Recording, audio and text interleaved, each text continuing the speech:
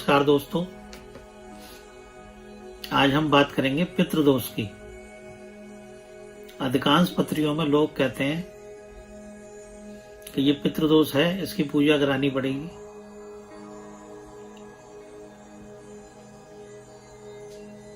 और ये सदियों से चला आ रहा है। तो दोस्तों, पितृदोष पे थोड़ा सा मैं प्रकाश डालना चाहता हूं कि पितृदोष होता क्या है। क्या वाकई में पिता के किए हुए कर्म पुत्र को भोगने पड़ते हैं, संतान को भोगने पड़ते हैं? जी हाँ। कई बारी हम जाने अनजाने में, परेशानी में किसी बात की सुखना भोग लेते हैं, और ये भी योग होते हैं कुंडली के अंदर। यदि तीसरे घर में बृहस्पति नीच का बैठा हो, 10वें घर में बृहस्पति नीच का हो, और लगन में बृहस्पति नीच का हो, या 9वें घर में राहु केतु हो, 9वां घर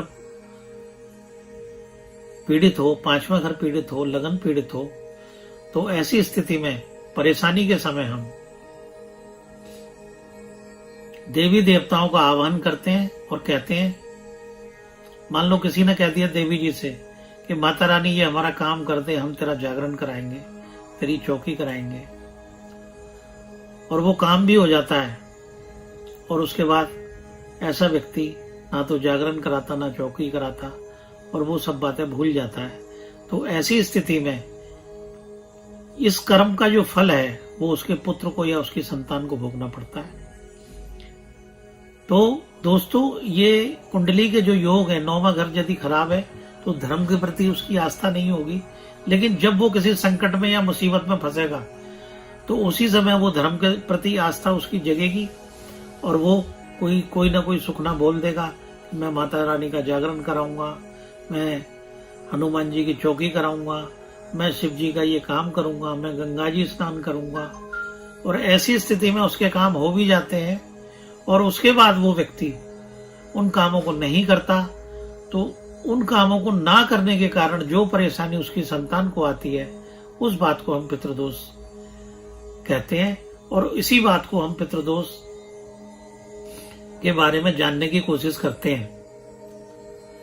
तो ऐसी स्थिति में 9वां भाव, पहला भाव, 5वां भाव यदि खराब हो तो जातक की कुंडली में पितृदोष कहलाता है। अब मान लो लगन में चंद्रमा और राहु बैठे हैं, तो ऐसा व्यक्ति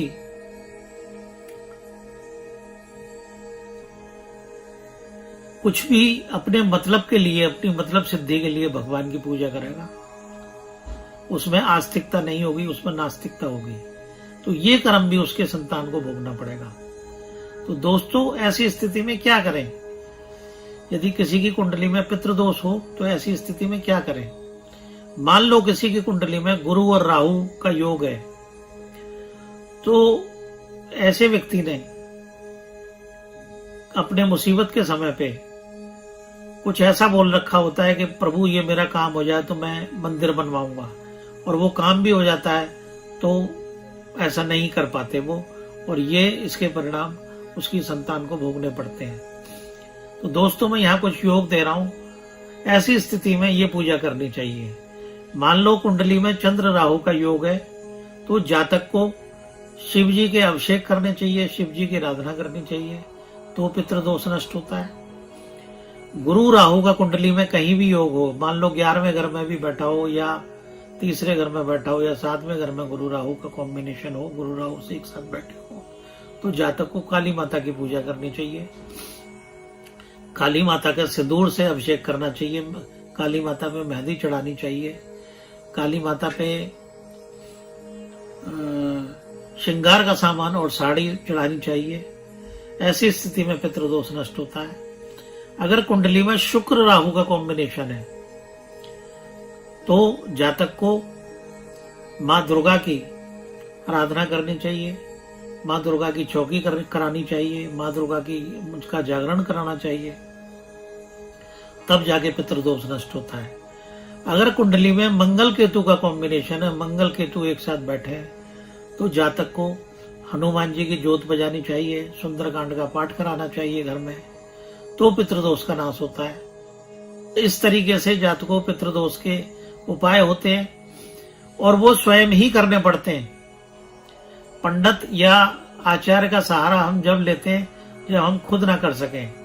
ऐसी स्थिति में मान लो किसी का बृहस्पति और राहु खराब है, तो ऐसी स्थिति में यदि स्त्री की कुंडली है तो उसकी शादी में रुकावट आ रही होगी या उसके बच्चे में रुकावट आ रही होगी, बच्चा पैदा होने में रुकावट आ रही होगी।